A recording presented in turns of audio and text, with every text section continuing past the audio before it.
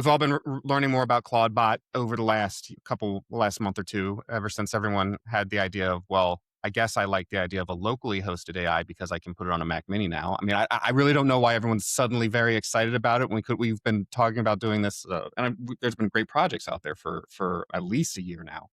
Mhm. What are your thoughts as companies and individuals are moving forward on these locally hosted ones? And I want to talk specifically about Claude Bot because we're talking about security with the AI Yeah. implementation here, and the first thing that came up is a lot of prompt injections and a lot of Oh, yeah. things. What do you think it speaks to when you're seeing this combined desire to have and maintain your own kind of AI, where there's a perceived level of safety because it's on your box at your house, Yeah. just to have all these different plugins that are utterly chock full of different exploits? I don't know. I have a hard time believing that anyone that's running ClaudeBot locally thinks that well, let me rephrase that. Yeah, don't underestimate or overestimate people. I I Trust I me.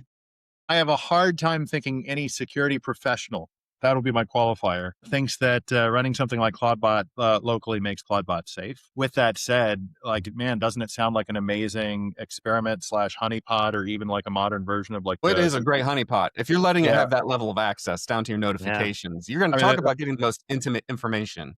one of the first things I did when I saw that was I actually called up my old boss at Security Scorecard and just said, "Hey, are you guys spinning up some honeypots on this? This is gonna produce some fantastic threat intel."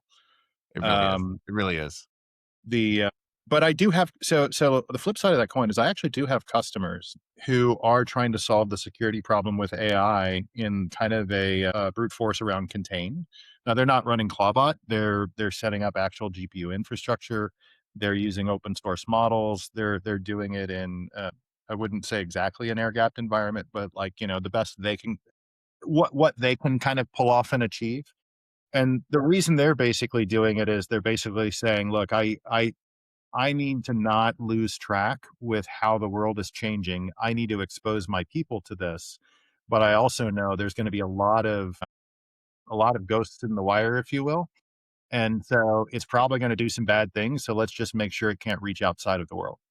So so they spend a lot of time containing essentially the tool chain of what they're doing as kind of like a security buffer, but it's very, very coarse grained. Yeah. It's it's concerning to me because I love the idea of controlling my own stuff, right? And I love you talked about it perfectly with making the security situation for clients or for a security concern for security professionals. I wonder if there is like the point where there is a level of, I don't know, at what point are you relying on it too much, right? Like having it make your flight for you. I can open the app. I can open the app and pick a flight, right? I Mhm, can do that.